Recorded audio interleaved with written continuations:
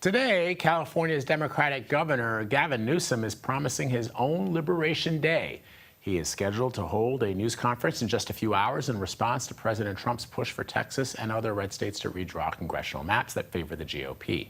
Newsom wrote on social media that today will mark a, quote, huge historic event, and that Democrats will destroy Texas. Governor Greg Abbott's, quote, totally rigged maps. CBS News political director Finn Gomez joins us now from our D.C. bureau to break this all down. So, Finn, it looks like they've got some new people in the social media department in the governor's office. They're using that all-cap bold language, also ending the tweets by saying, thank you for your attention to this matter, which is very Trumpian. Very Trumpian, exactly. Explain the strategy. Have we had any sort of statements from the governor's office about this strategy, and what do we more seriously expect from this news conference? Yeah, I mean, in terms of the strategy, it's really an effort to tweak the president. Newsom, of course, is eyeing a 2028 White House bid of his own, but it's also an effort to mobilize and galvanize Democrats on this issue. And at that news conference that you're talking about, it's going to be at 2:30 p.m. Eastern. Governor Newsom is set to launch his reciprocal efforts to gerrymander California in response to Texas Republicans' own efforts to redraw and add seats to benefit Republicans there and improve their chances at retaining the House during next year's midterms. California currently has 52 congressional seats.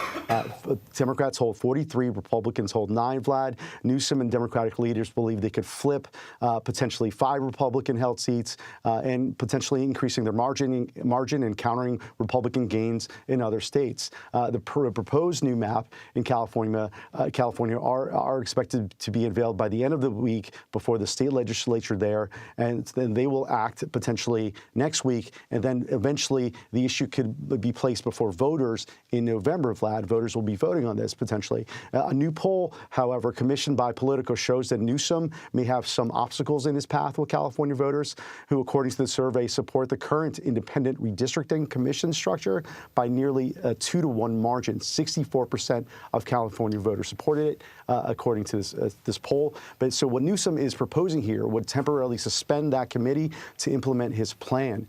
He's framing this as a resistance against Trump-style tactics. Prominent California Democrats, including Nancy Pelosi and Senator Alex Padilla, support the effort. But his strategy is simple. He says that he is fighting fire with fire to counter President Trump and Republicans, and he can make the argument that he is the one leading the fight on redistricting for Democrats on a national scale. Important to note again that Newsom is eyeing a potential run for 1600 Pennsylvania. So all of this has a veneer of politics bigger than just the current redraw fight. Vlad. And so ultimately, this push in California, if they're able to get it done, are we looking at a cascading effect where we see other states trying to attempt the same? In all likelihood, yes. And just a reminder, I mean, this is all about the midterms, Vlad.